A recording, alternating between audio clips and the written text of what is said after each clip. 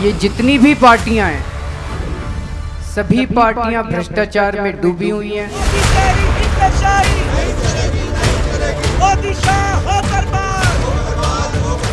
गद्दी के लिए नहीं आया, मैं कुर्सी के लिए नहीं आया।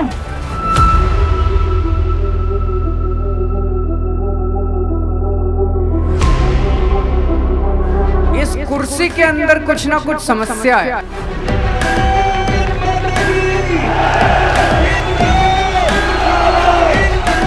जो इस कुर्सी के ऊपर बैठता है वही गड़बड़ हो जाता है।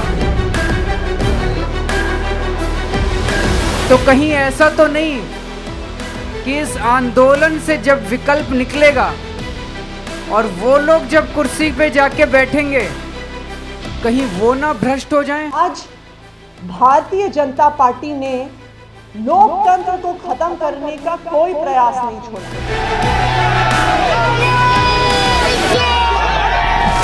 कोई सवाल जवाब नहीं थे इनके पास। इनको सिर्फ अरविंद केजरीवाल को गिरफ्तार करना था।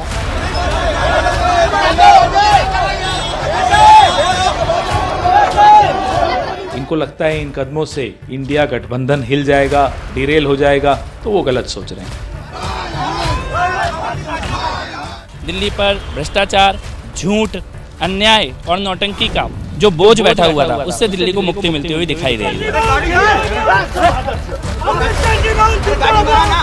ये शुद्ध भ्रष्टाचार के खिलाफ कार्रवाई है। अगर केजरीवाल भ्रष्ट है तो इस दुनिया में कोई ईमानदार नहीं है।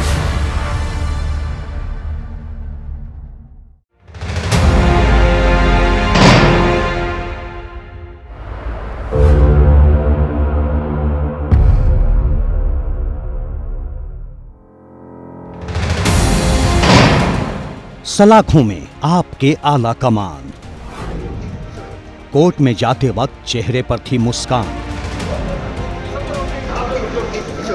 अरविंद कुछ कहना चाहेंगे? लेकिन कहते हैं कि हर एक मुस्कुराहट मुस्कान नहीं होती।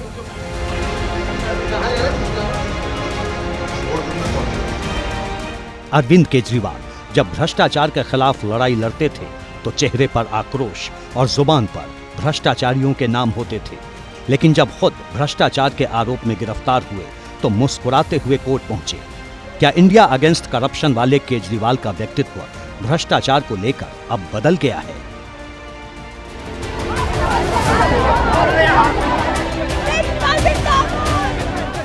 मैंने कुछ लिस्ट बनाई थी, अगर इसमें कोई ईमानदार हो, गलती से आ गया हो तो बता देना। नहीं, देश के बेईमानों की लिस्ट बनाई थी। सुरेश कलमाडी, प्रफुल्ल पटेल, चिदम्बरम साहब, मुलायम सिंह यादव, जगन मोहन रेड्डी, अनुराग ठाकुर, कपिल सिब्बल। अब इसमें कई रह गए हैं। सवाल है, केजरीवाल का व्यक्तित्व कितना बदल गया?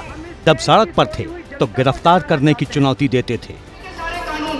सामाजिक कार्यकर्ता के रूप में बिजली बिल के खिलाफ मुहिम छेड़ने वाला नेता, एक श्रमिक के कटे हुए बिजली कनेक्शन को अपने हाथ से जोड़ने वाला नेता,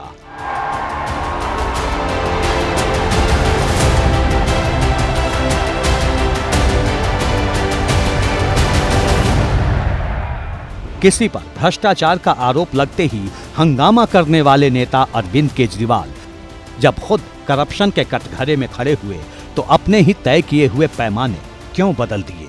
कल को अगर मनीष सिसोदिया चोरी करेंगे तो मनीष सिसोदिया केजरीवाल का कुछ नहीं लगता, उसको जेल जाना पड़ेगा। और मनीष, कल को अगर मैं चोरी करूंगा तो मैं भी तुम्हारा सगा नहीं लगता, मेरे को भी जेल जाना पड़ेगा। आपके उप मुख्यमंत्री जेल में, सांसद जेल में, आपको पता था कि आपकी सहमति से घोटाला हुआ, चोरी हुई है, जवाब आपको देना था। अगर केजरीवाल भ्रष्ट है तो इस दुनिया में कोई ईमानदार नहीं है। मैं उनको कहना चाहता हूं, जिस दिन आपको केजरीवाल के खिलाफ एक नए पैसे का भ्रष्टाचार मिल जाए, चौराहे के ऊपर खड़े होकर फांसी दे देना। लेकिन रोज रोज के नौटंकी करना बंद करो, रोज रोज के तमाशे करना बंद करो। आजाद भारत के इतिहास में ऐसा कभी नहीं हुआ। मुख्यमंत्री पद पर रहते हुए किसी नेता की गिरफ्तारी का ये पहला मामला है। बिहार के पूर्व मुख्यमंत्री लालू प्रसाद यादव, तमिलनाडु की पूर्व मुख्यमंत्री जयललिता, झारखंड के पूर्व सीएम हेमंत सोरेन की गिरफ्तारी भी पद से इस्तीफा देने के बाद ही हुई थी। लेकिन अरविंद केजरीवाल पद पर रहते हुए 21 मार्च को करप्शन के मामले में 17 अगस्त 2022 की एफआईआर के तहत गिरफ्तार कर लिए गए। ईडी पिछले 2 साल की इन्वेस्टिगेशन के बाद 1 रुपए का भी प्रोसीड्स ऑफ क्राइम नहीं ढूंढ पाई है। 1 रुपए भी प्रोसीड्स ऑफ क्राइम नहीं मिले हैं। फिर भी आम आदमी पार्टी के नंबर 1 नेता, नंबर 2 नेता, नंबर 3 नेता, नंबर 4 नेता सबको गिरफ्तार करके जेल में डाल दिया है। आप भ्रष्टाचार करेंगे और आप कहेंगे भ्रष्टाचार से हमें सुरक्षा मिलनी चाहिए, एजेंसीज हमारी जांच नहीं करनी चाहिए, क्योंकि हम एक पॉलिटिकल पार्टी है और हम चुनाव में जा रहे हैं, तो यह कानून से परे की बात है, यह कानून की परिधि की बाहर है। गिरफ्तारी के बाद 22 मार्च को ईडी ने केजरीवाल को कोर्ट में पेश किया और कोर्ट में उन्हें घोटाले का किंगपिन बताया। केजरीवाल की भूमिका का जिक्र करते हुए ईडी ने कोर्ट में कहा कि मुख्यमंत्री ने अपने मंत्रियों के साथ ऐसी पॉलिसी बनाई जिससे कि घूस मिल सके। रिश्वत के पैसे आम आदमी पार्टी को भी गए। अरविंद केजरीवाल पार्टी के संयोजक हैं। ईडी ने यह भी कहा कि केजरीवाल ने भ्रष्टाचार का षड्यंत्र रचा और रिश्वत के 45 करोड़ रुपयों का इस्तेमाल गोवा के चुनाव में किया गया। एएसजी ने कोर्ट को बताया कि केजरीवाल सीधे तौर पर नीति निर्माण में शामिल थे। वो गोवा चुनाव अभियान के साथ साथ अपराध के पैसों के चुनाव प्रबंधन में भी थे। ईडी ने कहा कि यह मामला सिर्फ रिश्वत के 100 करोड़ रुपयों का नहीं है, बल्कि कंपनियों से और भी मुनाफा कमाने की साजिश थी, जिसके चैट ईडी के पास मौजूद हैं। ईडी ने मनी ट्रेल की भी जांच की है। न सिर्फ बयान बल्कि सीडीआर से भी पुष्टि होने का दावा किया है। जिस तरह से ईडी ने हाईकोर्ट में जिस तरह से और जो एक जज के सामने, जस्टिस के सामने जो अपनी बात रखी थी, जो दस्तावेज दिखाया गया, दस्तावेज में कहीं न कहीं ईडी ने इतने समय में जो समय लिया और जिस तरह समय लिया, पूरी छानबीन के साथ जो उनको जो सबूत मिले हैं वो उस हिसाब से कोई, मुझे जहां तक लगता है, आसार नहीं है। इसीलिए ना हाईकोर्ट ने भी इस पे मना कर दिया, जो समन पे स्टे देने के लिए। कोर्ट में बीआरएस पार्टी की नेता के कविता, जिन्हें ईडी ने गिरफ्तार कर पहले ही जेल भेज दिया था, उनका जिक्र करते हुए ईडी ने आरोप लगाया कि के कविता ने आम आदमी पार्टी को 300 करोड़ रुपए दिए थे। एसजी राजू ने कहा कि शराब पॉलिसी को अरविंद केजरीवाल, मनीष सिसोदिया और संजय सिंह ने लागू करवाया। केजरीवाल पार्टी के मुखिया हैं। पार्टी को रिश्वत दिया गया, इसलिए इस मामले में उनकी बड़ी भूमिका है। ऐसे ही कई आधार बनाकर ईडी ने केजरीवाल को रिमांड पर लेने की मांग की। विजय नायर के सौजन्य से कुछ विशिष्ट शराब कंपनियों ने बैठकर शराब की पॉलिसी बनाई, तो अरविंद केजरीवाल जी के किसी भी वकील ने इस तथ्य का खंडन नहीं किया। कुछ बैंक ट्रांजैक्शंस का विशेष उल्लेख हुआ। समीर महेंद्रू 1 करोड़ की राशि मेसर्स राधा इंडस्ट्रीज में ट्रांसफर करते हैं। विजय नायर को समीर महेंद्रू 2 से 4 करोड़ रुपया देते हैं। इसका भी अरविंद केजरीवाल ने खंडन नहीं किया। आम आदमी पार्टी अरविंद केजरीवाल की गिरफ्तारी को राजनीतिक साजिश बता रही है और इस मामले को इलेक्टोरल बॉन्ड से भी जोड़ रही है। मनी ट्रेल कहां है?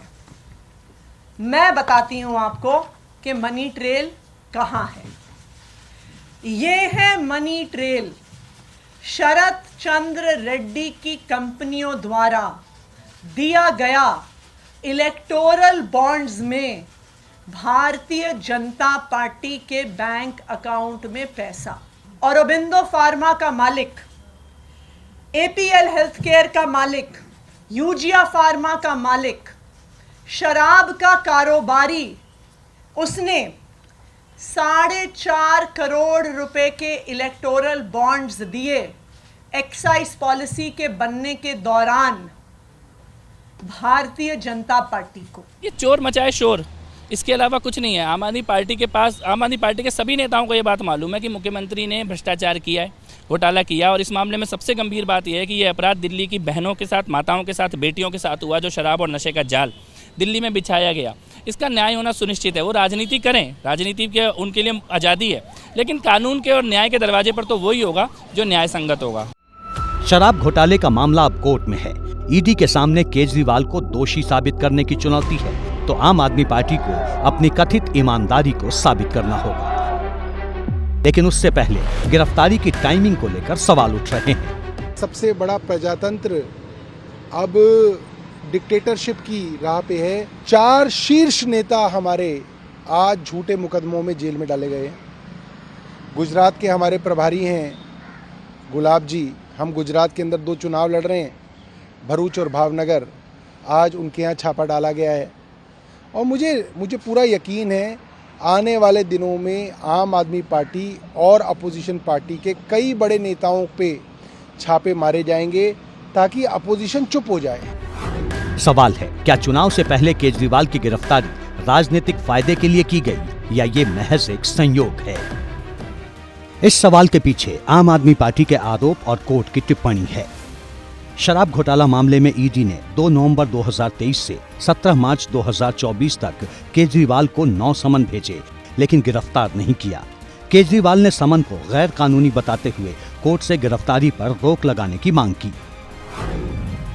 20 मार्च को दिल्ली हाई कोर्ट ने मुख्यमंत्री अरविंद केजरीवाल से पूछा, आप समन मिलने पर पेश क्यों नहीं होते?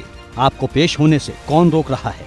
इस मामले में केजरीवाल की ओर से पेश हुए वरिष्ठ अधिवक्ता अभिषेक मनु सिंघवी ने कहा कि केजरीवाल ईडी के सामने पेश होंगे, लेकिन इस मामले में गिरफ्तारी से सुरक्षा की आवश्यकता है, क्योंकि चुनाव नजदीक होने पर केजरीवाल को गिरफ्तार करने की एजेंसी की मंशा स्पष्ट है। सिंघवी ने सवाल उठाया कि केजरीवाल को चुनाव के दौरान ही क्यों समन भेजा गया।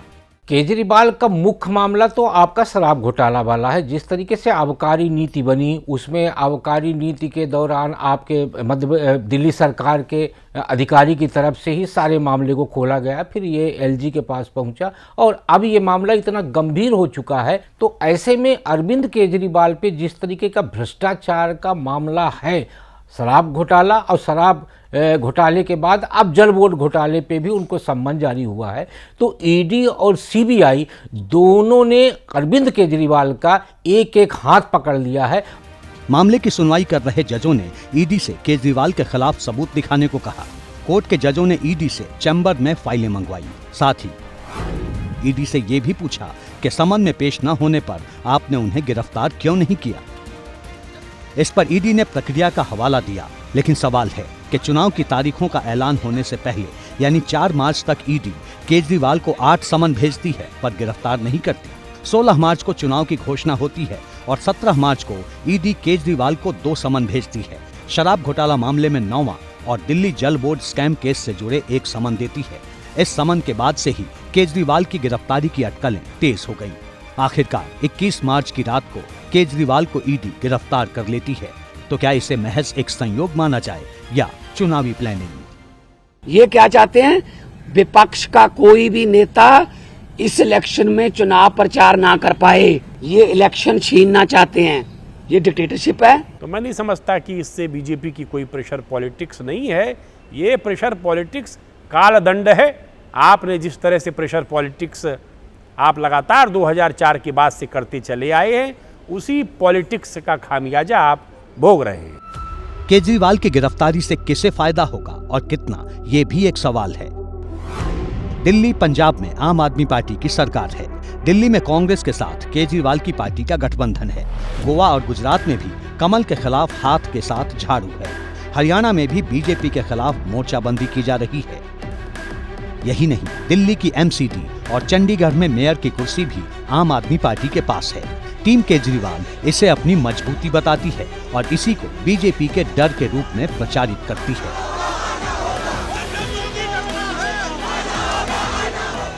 दिल्ली के मुख्यमंत्री श्री अरविंद केजरीवाल जी राजनीति के बहुत गहरे खिलाड़ी हैं और जाहिर तौर पर कोई मुद्दा वो हाथ में आ जाए तो उसका राजनीतिकरण करने में उनको महारत हासिल है। इन 5 महीनों में 9 बार वो समन की अनदेखी करके उनकी रणनीति मकसद उनका साफ है कि कैसे भी इस मामले से एक पॉलिटिकल माइलेज ले लिया जाए और ये साबित किया जाए कि केंद्र सरकार, मोदी सरकार और तमाम एजेंसियां उनके पीछे राजनीतिक कारणों से उनके पीछे पड़ी हैं।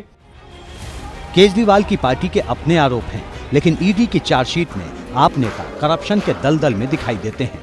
दिल्ली से पंजाब तक कई मंत्रियों और विधायकों पर गंभीर आरोप हैं। स्वास्थ्य मंत्री रहते हुए सत्येंद्र जैन जेल भेजे गए। मनीष सिसोदिया भी तिहाड़ में बंद हैं। शराब घोटाले में ही राज्यसभा सांसद संजय सिंह सलाखों के पीछे हैं। तीनों को अब तक जमानत नहीं मिली। अब चौथे नंबर पर केजरीवाल हैं। गिरफ्तारी के बाद टीम केजरीवाल का दावा है कि वो जेल से ही सरकार चलाएंगे। अरविंद केजरीवाल दिल्ली के मुख्यमंत्री थे, दिल्ली के मुख्यमंत्री हैं और दिल्ली के मुख्यमंत्री रहेंगे। पार्टी भी चलेगी, सरकार भी चलेगी और इस देश के संविधान के लिए जो लड़ाई है, ये लड़ाई भी चलेगी। आपके बेटे और आपके भाई अरविंद केजरीवाल जी ने जेल से आपके लिए संदेश भेजा है। ऐसी सलाखें नहीं जो आपके भाई और आपके बेटे को ज़्यादा दिन अंदर रख सके। मैं जल्द बाहर आऊँगा और अपना वादा पूरा करूँगा। करोड़ों लोगों की दुआएं मेरे साथ है, यही मेरी ताकत है।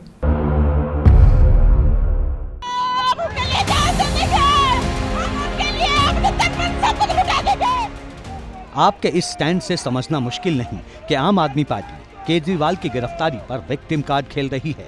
इसीलिए जेल से सरकार चलाने की बात हो रही है। लेकिन इसके बारे में कानून क्या कहता है?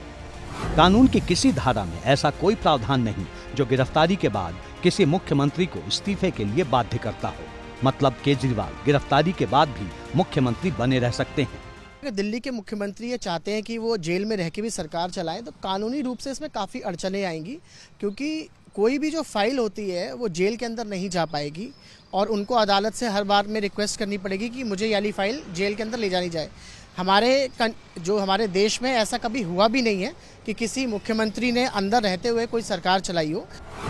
जेल मैनुअल के मुताबिक कैदी चाहे कोई भी हो, वो घर वालों या किसी और से हफ्ते में 2 बार से ज्यादा नहीं मिल सकता। अगर केजरीवाल को हफ्ते में सिर्फ 2 बार लोगों से मिलने की परमिशन मिलती है तो इस पाबंदी के साथ सरकार चलाना मुश्किल होगा। देखिए, इसके लिए कानूनी प्रावधान यही है कि आपने कॉन्स्टिट्यूशन में देखा होगा कि ऐसे बहुत सारे प्रावधान है कि जिसके जो एक्सपर्ट होंगे, वो इसकी प्रोविजन को फॉलो करेंगे और इसके साथ साथ एक कुछ अलग संविधान के द्वारा एक विधानसभा में जाकर इसको बहुमत के साथ इसको पास कराना होगा और जिसके लिए काफी समय लगेगा। हालांकि इससे बचने के रास्ते भी हैं, लेकिन उसमें तमाम अगर मगर जुड़े हैं। मसलन उपराज्यपाल चाहें तो किसी भी घर को जेल घोषित कर सकते हैं। केजरीवाल अदालत को हाउस अरेस्ट के लिए भी राजी कर सकते हैं और नजरबंदी से ही सरकार चला सकते हैं, क्योंकि वहां जेल मैनुअल लागू नहीं होगा। हालांकि इसकी संभावना कम ही दिखती है। यानी केजरीवाल के जेल से सरकार चलाने पर सवाल लीगैलिटी से ज्यादा प्रैक्टिकलिटी का है। लेकिन इस बीच सवाल आम आदमी पार्टी को एकजुट रखने का भी है। जनता के फैसले की तारीख नजदीक आ रही है। चुनावी लड़ाई दिलचस्प होती जा रही है। इंडिया गठबंधन का एक बड़ा नेता जेल में भेज दिया गया। दूसरों को भ्रष्टाचारी बनाकर सत्ता में आई आम आदमी पार्टी अब खुद करप्शन के सवालों के बीच खड़ी दिख रही है। इसका असर जनता पर किस रूप में होगा? क्या जनता केजरीवाल पर तरस खाएगी या भ्रष्टाचार के मामले में सबक सिखाएगी? 4 जून को इसका हिसाब हो जाएगा।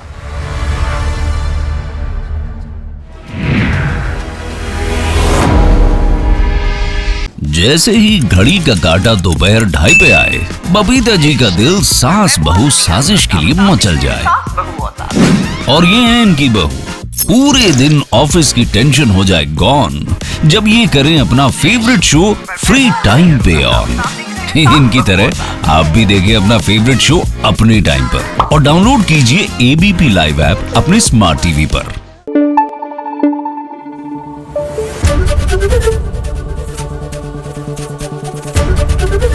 एबीपी न्यूज आपको रखे आगे।